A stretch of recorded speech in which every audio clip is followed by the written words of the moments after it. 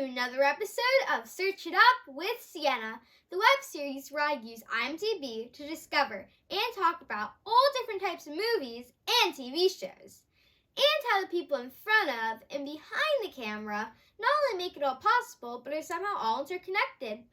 And on last week's episode, we talked about the movie Wonder. And the producer on Wonder was David Hoberman, who was also the head of production at Disney for Honey, I Shrunk the Kids. So today, we're going to be talking about Honey, I Shrunk the Kids. And it's a two-part episode. On part one, I will be joined by Academy Award-winning writer Tom Schulman. And on part two, my guest is mechanical effects coordinator Peter Chesney. Honey, I Shrunk the Kids is about a wacky scientist dad named Wayne Szalinski, who is played by Rick Moranis. He builds this shrinking machine that is supposed to work and shrink stuff, but every time he tries it, it doesn't go the way he plans. It never shrinks anything. But their next-door neighbor's kid hits a baseball through the attic window, crash landing right onto the shrinking machine, making it go all bazonkers and actually making it work. So Wayne Szalinski's kids and the next-door neighbor's kids go up to the attic to get the baseball back. But what actually ends up happening is the shrinking machine shrinks them. So they have to find a way to get Wayne Szalinski's attention to get them back to their normal size. And now, I would like to introduce Tom Schulman. In addition to Honey, I Shrunk the Kids, he wrote Dead Poets Society, for which he won an Academy Award. His credits also include What About Bob?, Welcome to Mooseport, Medicine Man, and 8 Heads in a Duffel Bag, which he also directed. And he was an executive producer on Me, Myself, and Irene. And now, please welcome my special guest, Tom Schulman. How did you get started as a screenwriter? And is this something you aspired to be from a young age? I got started when my senior year in college. Well, I'd taken a couple of creative writing classes in college. I was sort of marginally interested in that, and I heard that they had a great teacher, so I took that class and didn't do much with it. And a couple of years later, I was taking an English novels class, and they gave us a choice at midterms. We could either write a midterm paper on one of the novels, or we could make a short film on one of the novels. So everybody in the class decided to make a film, of course, because it was easier and more fun. So, and that process just got me hooked.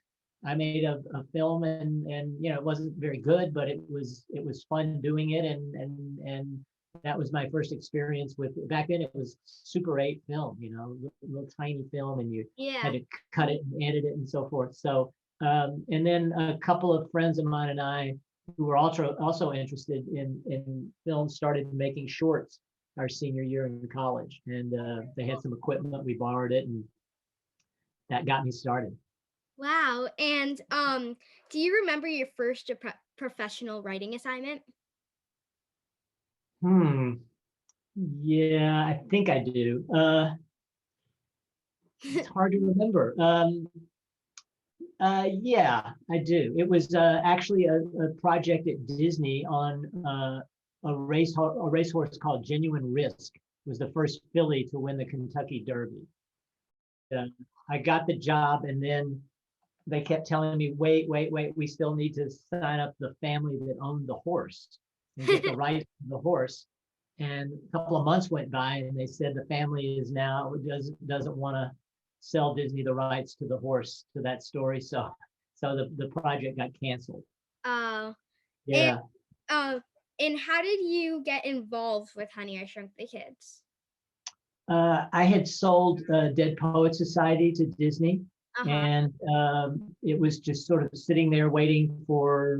I think we had a director at that time, and they were trying to set a date to do it. And my agent at the time said to David Hoberman, you bought Tom's screenplay, you know, why don't you put him to work? So they sent me a draft of Honey, I Shrunk the Kids, and I, you know, responded to it, and they said, well, you've got a week to rewrite it. So that's how I got involved. And they had apparently the team that had started the project, the producers, the director, the writers, had decided to do all the special effects like the bee ride and the ant and so forth with people in costumes.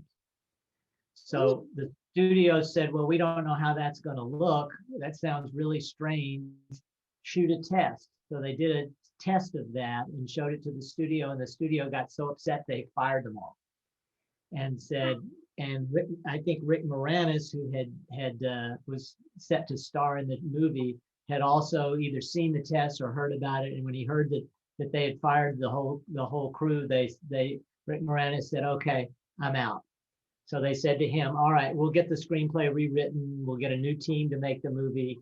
And a week from Sunday, you can tell us, you'll read the new script and you can tell us, give us that chance. So he said, okay. So he stayed in the movie. Wow. Yeah. And do you have like, what's your favorite character in the movie and why? I would say for me, it was Amy, because I just sort of related more to her sort of, when I first read the script, I kind of kept thinking, what is this like? What would this be like, to suddenly be small? And I remembered that when I was a senior in high school, I broke my leg, a pretty bad break. And I was supposed to go on this hayride the following weekend. And, I was in the hospital in traction, was going to be there for 4 months. But I was just really upset that I couldn't go on this hayride a week later, So, and I thought, well, that's what it's going to be like to be shrunk. All these kids are just, they have their lives, Yeah. they just want to get back to their lives. And I could relate to Amy wanting to go to the party with her boyfriend, right? And so for her, it was just, let's just get normal and get back. So I think that was the way I sort of started to work on the script, Yeah. from that perspective. Yeah, definitely. And how closely did you work with the director of Honey, I Shrunk the Kids? Very closely. He, a guy named Joe Johnston, who's a great guy, and Joe had been a model maker for George Lucas up at Industrial Light and Magic. He made some of, if you saw the second Star Wars, I think, where they have those giant they're walking in the snow. I think Joe built those models. Oh, wow. And cool. yeah. So when Disney let go the first director, they called George Lucas and said, please recommend somebody. So he recommended Joe, and Joe came down here. He hadn't directed anything before. And we sat in a room with him and a couple of the producers, and we just talked a lot about how we were going to wanted to do this. So, and he read every draft and, made suggestions. He was great. Yeah. And were you on the set for the movie? Like, were you on it a lot or no? No, they shot the movie in Mexico City.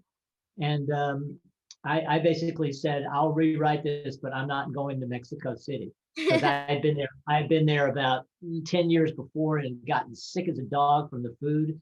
And I just wasn't going to have it. So they said, okay, you can stay here. And, they have a thing called dailies where they send everything that they shoot on a Monday, they send to the studio on Tuesday, and the studio looks at it on the next day in the morning. So I would just go to the dailies and watch the movie and, make whatever comments I wanted to make that way. Did you rewrite any of the script during like the production when they were shooting? No. Mm-mm. A movie that has a lot of special effects, you can't really, once everything gets locked in, you got to be really careful to make sure you don't mess with things, because suddenly, you can't just say, okay, we don't want the ant here. We're going to change the ant to a beetle.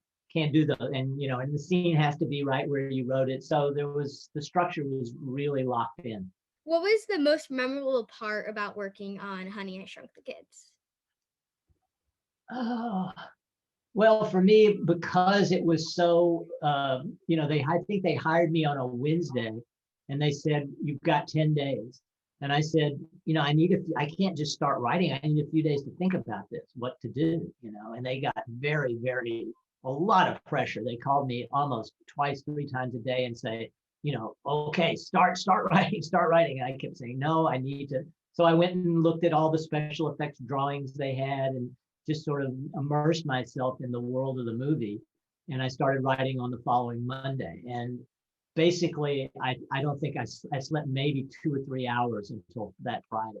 Wow. And it was just, I wanted to go to sleep, but I would lie down and my mind was just buzzing. And it was so much work to have to, rewrite a script that that quickly that it was, and really I had to rewrite it in 2 days, let them read it, get notes, rewrite it again, let them read it. It was an accelerated process. So I remember the exhaustion more than anything. Yeah, I could definitely see I would be so Yeah. tired. When you were writing the movie, were you concerned about how some of the effects would work?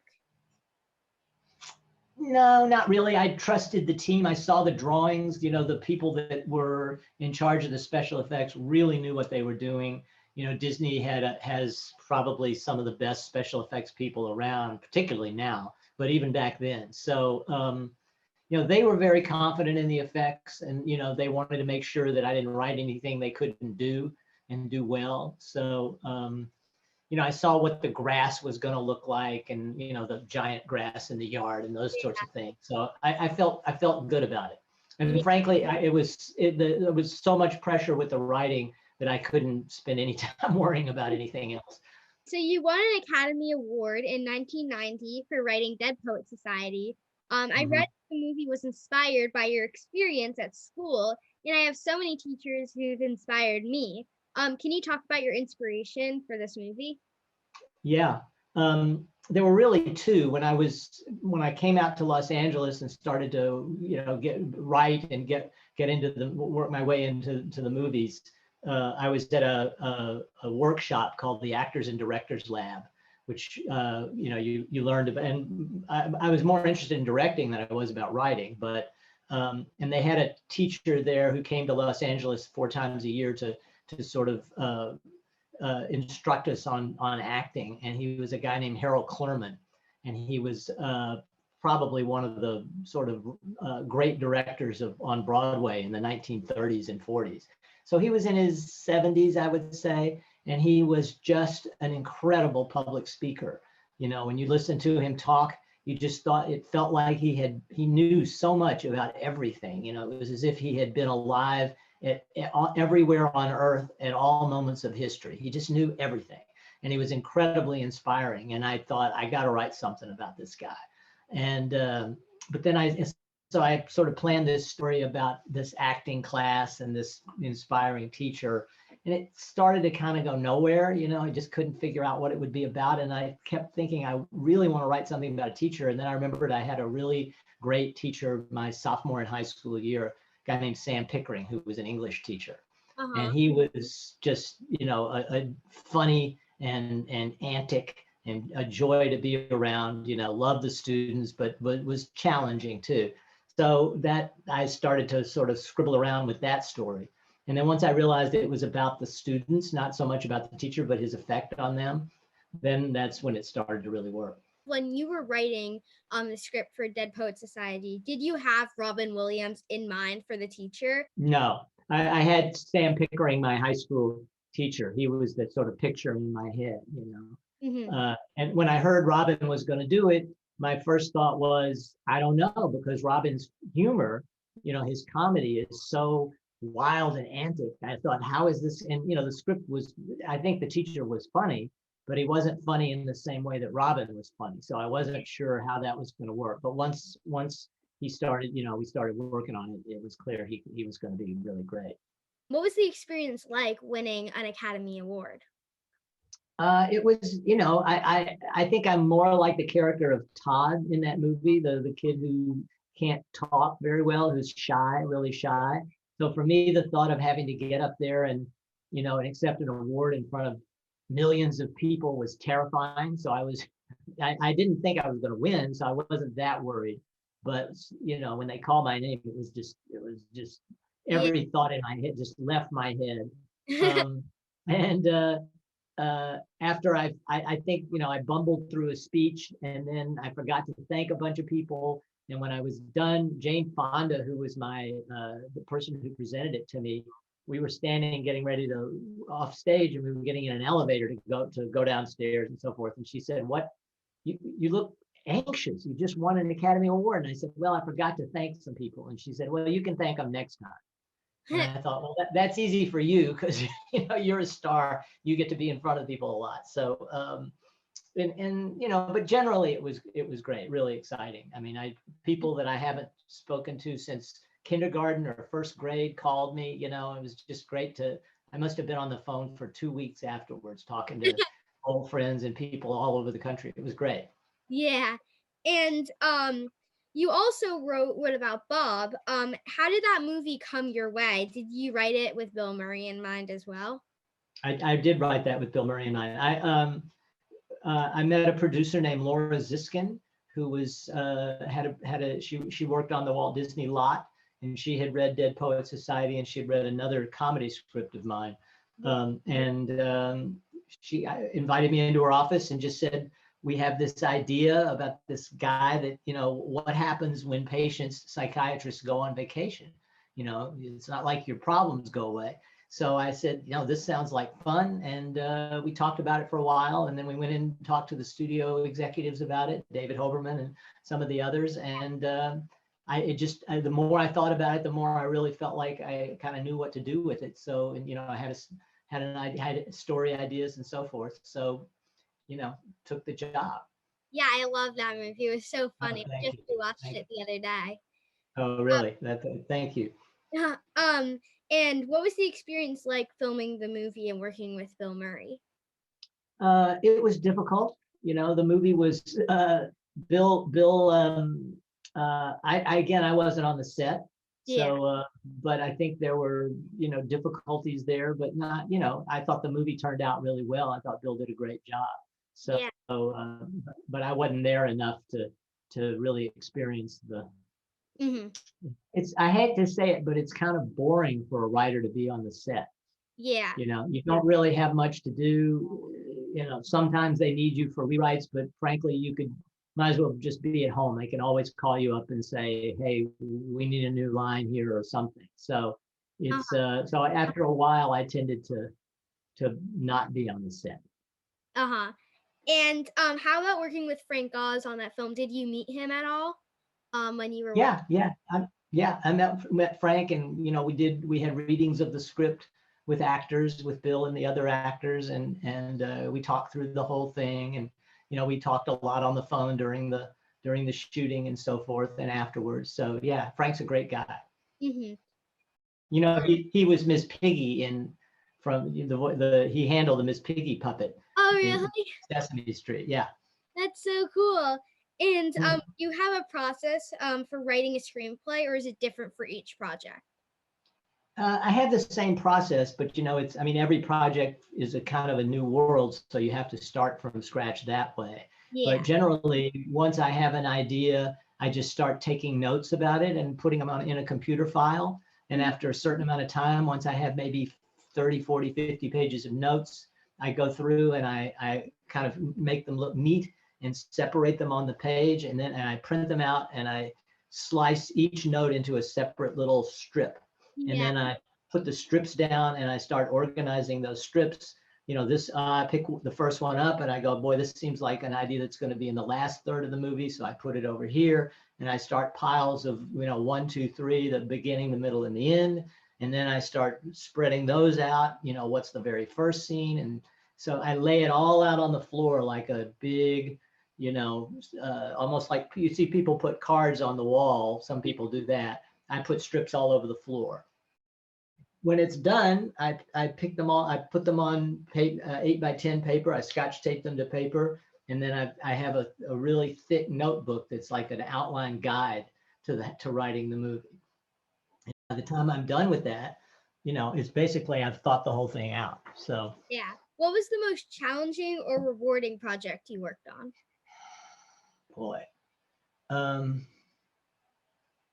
I would say Honey was the most challenging, just because it was had to go so fast. Yeah. You know, and I was really proud of that script when it was done. You know, it was just because it was sort of a test of how creative and, you know, how much can you get done under a lot of pressure. So it's very rewarding to come away feeling like, okay, I think I did a pretty good job on this, and I had to do it in a week, you know. So sometimes you have 2, 3, 4, 6 months to write a script, you know. So it was fun to do it that quickly and see what and actually make it work, you know, as a movie. So yeah, definitely.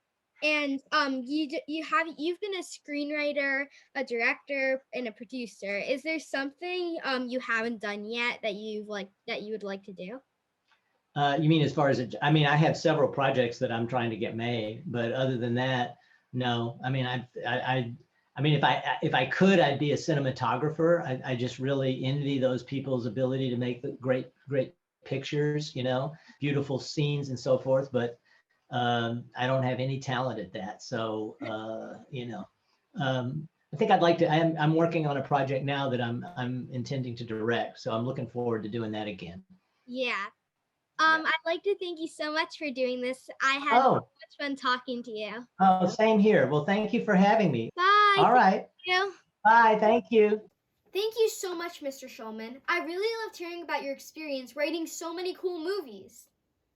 On part 2 of this episode, I will be speaking with mechanical effects coordinator Peter Chesney and learn about the shrinking machine, the giant ant, and so much more. Well, see you next time.